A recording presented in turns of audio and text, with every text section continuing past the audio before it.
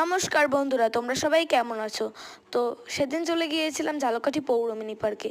এটা অনেক দিন আগের একটি ব্লগ, তো সেটাকে আজকে আমি এডিটিং করে ছাড়ছি।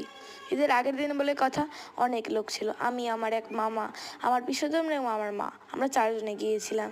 এই দেখো, আমি ওর আমার বোন নদীর পাড়ে একটু ভিডিও নিচ্ছিলাম। আকাশ, দূরের সবুজ দৃশ্য আর নদী, তিনটে মিলে এত সুন্দর একটা ভিউ আসছিল যে আমি সারাক্ষণ ভিডিও নিচ্ছিলাম আর নিচ্ছিলাম। এদিকে ভাই আবার দিদির ছবি তুলে দিচ্ছে, ভাগ্নে দেখতেছিল যে তার মামার ছবি ভালো হচ্ছে কিনা, আর আমি নদীর ভিডিও নিচ্ছিলাম। এই দেখো, মামা আবার আমার ছবিও তুলে দিচ্ছে। আমি পোজ দিতেছিলাম আর মামা ছবি তুলছিল। এত সুন্দর একটা ভিউ, এখানে আসলে ছবি তুলতে মন চায়। ওখানে বাচ্চারা স্নান করতেছে আর আমার মামা কিন্তু অনেক সুন্দর ছবি তুলে। দুই ভাগ্নি আর মামা, কি সুন্দর।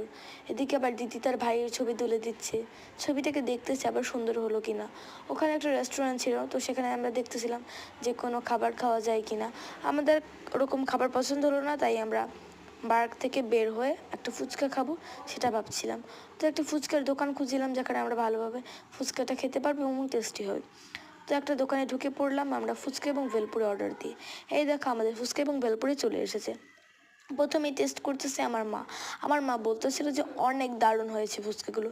তারপরে আমার মামা টেস্ট করতেছিল ভেলপুরি।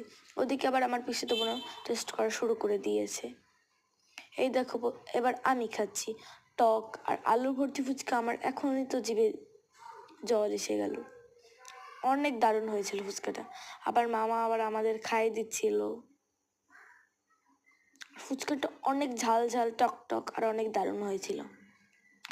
দেখো, আমার তো ফুচকা খাওয়া শেষ, আমি ঝালে হিসাচ্ছিলাম আর মা দেখাচ্ছিল যে ফুচকা আমাদের চেটে পুটে খাওয়া হয়ে গেল। অনেক দারুণ হয়েছিল ফুচকাটা। এখন আমরা বাসায় যাওয়ার জন্য গাড়ি খুঁজতেছি। এই তো হাঁটছি আর হাঁটছি। এই দেখো, আমরা একটু বাইরে গিয়েছিলাম। তো এই দেখো বন্ধুরা, টাটা।